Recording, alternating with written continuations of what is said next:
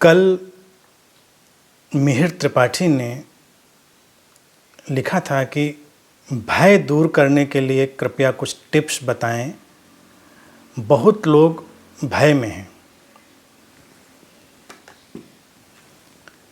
निश्चित ही लोग भय में हैं। इस समय जो आकस्मिक ये वातावरण बना है, बीमारी का, लॉकडाउन का, रोज़ समाचार में दिखते हुए आंकड़ों का, उससे लोगों के अंदर एक भय है। तो इससे निपटने के लिए हमको निश्चित ही कुछ अपने अंदर बदलाव लाने पड़ेंगे। मैं बहुत ही संक्षेप में, बहुत ही स्पष्ट रूप से, बहुत प्रिसाइजली तुम्हारे सामने कुछ बातें रखता हूँ, जिन्हें सूत्र की तरह आप अपने जीवन में शामिल कर सकते हैं और उन पर काम करेंगे। 5 बातें, उन्हें स्मरण रखेंगे। पहली स्वीकार, दूसरी आस्था, तीसरी विनय, विनम्रता, चौथी आत्मस्मरण, सेल्फ रिमेंबरिंग, और 5वीं चुनाव रहित सजगता, चॉइसलेस अवेयरनेस। ये 5 बातें। अब इनको थोड़ा सिलसिलेवार समझ लें तो बहुत आसानी होगी और एक भयमुक्त जीवन जीने में, अभय में प्रवेश करने में तुम्हें सहयोग मिलेगा। पहला जो मैंने सूत्र कहा, स्वीकार। स्वीकार देखिए जीवन में बहुत आवश्यक होता है। जब व्यक्ति स्वीकार में नहीं होता, रेजिस्टेंस में होता है, प्रतिरोध में होता है, तो उसका बॉडी माइंड, उसका शरीर मन भी एक टर्माइल से, एक उपद्रव से गुजरता है और उस सारे घटनाक्रम में व्यक्ति भय से घिरता जाता है। तो पहला काम ये करना होता है कि हम जीवन में प्रतिरोध को बंद कर दें, स्वीकार कर लें। स्वीकार तुम्हारे जीवन में अभय को लाएगा। अब जैसे आज के वातावरण में अगर तुम उसको समझना चाहो, वायरस का आतंक है। अब कोई पूछेगा तो क्या करें? उसको स्वीकार कर लें, बिल्कुल कर लें। स्वीकार ही नहीं कर लें, उसका स्वागत भी कर लें। वो भी अस्तित्व का उपहार है, ऐसा मान लें, क्योंकि तुमने तो बनाया नहीं, तुमने तो लाया नहीं। जैसा था वैसा हुआ, जो हो रहा है सो हो रहा है। तुम अपने काम करते हो, अपनी सुरक्षाएं करते हो, अपने जो भी तुमसे बन पड़ता है, लेकिन स्वीकार, रेजिस्टेंस नहीं। और जब तुम रेजिस्टेंस यानी प्रतिरोध गिरा देते हो और स्वीकार कर लेते हो अपने जीवन की सारी विषमताओं को, कठिनाइयों को, विपरीतताओं को, तो उसी समय तुम्हें अंतर्दृष्टि भी आती है, इंसाइट भी आती है, तुमको समझ भी आती है और तुम्हारे आंतरिक स्रोत भी सक्रिय होते हैं। तुम चीज़ों को ज़्यादा अच्छे से सामना कर पाते हो। तो अपने जीवन में तुम प्रैक्टिस करो, कुछ घंटे या कुछ दिन पूरे स्वीकार में। जो भी हो रहा होगा तुम उससे कोई प्रतिरोध नहीं करोगे, सब ठीक है। अच्छा बुरा तुम सबको ग्रेसफुल्ली स्वीकार करोगे। एक तो ये बात। फिर दूसरी बात जो मैंने कही, आस्था। आस्था, ट्रस्ट जो है एग्जिस्टेंस में, कुदरत में, नेचर में, ये बहुत महत्वपूर्ण है। यूं देखा जाए तो आस्था इनबिल्ट है, तुम्हारे भीतर समाई हुई है, लेकिन हम अपने जीवन के प्रोसेस में उस आस्था को भूल जाते। जैसे जब हम माँ के गर्भ में आते हैं, वहाँ पर हमारा निर्माण शुरू होता है, तो वो गहनतम आस्था का समय है। हमको पता नहीं क्या होगा, हम जन्मेंगे नहीं जन्मेंगे, हमको भोजन मिलेगा नहीं मिलेगा, क्या चिंता है नहीं चिंता है, कुछ नहीं। हम हैं वहाँ पर, अभी हमारा मन सक्रिय नहीं हुआ है वहाँ पर, इसलिए हम बहुत सोच विचार नहीं कर पा रहे हैं। लेकिन नेचुरल प्रोसेस को देखिए, उस व्यवस्था को देखिए, आस्था को वहाँ से सीखिए। और प्रकृति क्या करती है? तुमको सुरक्षा, सहूलियत, सब कुछ तुम्हें प्रदान करती है। तुम माँ के गर्भ में हो, पूरी कुदरत तुम्हारा ख्याल करती है। तुम जन्मते हो तो चिंता नहीं करते, अरे भाई पैदा हो जाएंगे तो करेंगे क्या जाकर, कुछ खाना पानी का इंतज़ाम कर लें, कुछ कार्ड वार्ड का इंतज़ाम कर लें, क्या होगा अगर पैदा हो गए और अचानक वहाँ कुछ मिला नहीं। ऐसी सोच नहीं, क्योंकि ऐसा भी मन सक्रिय नहीं हुआ। तुम पैदा होते हो, माँ के शरीर में दूध का निर्माण हो जाता है, कुदरत उसको पैदा कर देती है। उस समय उतना ही चाहिए, तुम्हारा जीवन आगे चलता है। तुम धीरे धीरे आगे बढ़ते हो। तुम कभी ये नहीं सोचते कि अरे देखो हमारे सामने कितने बड़े बड़े लोग घूम रहे, हमको भी लंबा होना है, बड़ा होना है। तुम कुछ नहीं कर सकते। प्रकृति, अस्तित्व तुम्हें विकसित करता है, अस्तित्व तुम्हें विकसित करता है।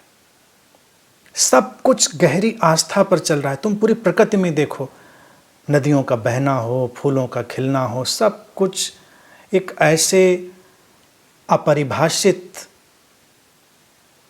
रहस्यमय नियम से संचालित है जिसके बारे में हम बस अनुमान लगा सकते हैं। वही कॉस्मिक लॉ है, वही गॉड्स विल है, वही टोटलिटी का जो मिस्टीरियस फ्लो है वो है, सब चल रहा है। तो वो आस्था अपने अंदर। अब आज के परिदृश्य में इसको देखिए, जरा सी परेशानी तो लोगों को लगता है हम सामान होर्ड कर लें, हम ये कर लें, वो कर लें। मत करिए, शांत रहिए, दूसरों का भी ख्याल रखिए, अपना भी रखिए, अस्तित्व तुम्हारा ख्याल रखेगा। अब तुम्हें भय पकड़ता है कि पता नहीं कहीं मैं बचूंगा कि नहीं बचूंगा, तो यकीन मानो अगर तुम्हें बचना है उस कॉस्मिक विल में, उस जागतिक इच्छा में, तो तुम बचोगे, और नहीं बचना है तो नहीं बचोगे, तो भी भय की ज़रूरत क्या। भय तो दोनों स्थितियों में बेकार है। तो गहरी आस्था अस्तित्व में, उस कॉस्मिक विल में, उस गॉड्स विल में, उस टोटलिटी के मिस्टीरियस फ्लो में। फिर तीसरा सूत्र जो मैंने कहा, विनय, विनम्रता, ह्यूमिलिटी। ह्यूमिलिटी या विनम्रता या विनय जो है ये भी बहुत आवश्यक है, और वो तब आती है जब हम पूरे जीवन का सम्मान करना सीख चुके होते हैं और पहले वाले दोनों सूत्रों को भी हमने समझ लिया होता है। क्योंकि कौन जाने क्या महत्वपूर्ण है, कौन जाने क्या कम महत्वपूर्ण है, हम नहीं जानते। यहाँ पर क्या होता है कि व्यक्ति अनजाने कारणों से बेवजह में कभी अपने को महत्वपूर्ण मानने लगता है, कभी दूसरे को कम महत्वपूर्ण मानने लगता है और जीवन को उलझा लेता है। जीवन में सब कुछ अपनी जगह पर विशिष्ट है, अनूठा है, यूनिक है, इसमें कोई भी तुलना की ज़रूरत नहीं है। और आज के वक्त में भी देखिए हम लोग उसी चीज़ के आमने सामने हैं। गरीब, अमीर, शक्ति संपन्न, गैर शक्ति संपन्न, एक अदृश्य बीमारी के सामने असहाय खड़ा हुआ है। कोई कुछ नहीं कर सकता, न किसी का वीआईपी कार्ड काम आ सकता है, न किसी का धन, न किसी की ज्ञान की पूंजी, न कोई भी चीज़ काम नहीं आती। बस आप खड़े हैं अस्तित्व के सामने, जो होगा सो होगा, इस ढंग से। तो जीवन में विनय बहुत आवश्यक है। विनम्रता का अर्थ है यहाँ पर जो कुछ भी है वो परमात्मा के द्वारा आयोजित है, उसका अपना ही ढंग होगा, उसका अपना ही अनूठा कोई काम होगा। हम नहीं तय कर सकते कि यहाँ पर क्या होना चाहिए, सुई होनी चाहिए कि तलवार होनी चाहिए।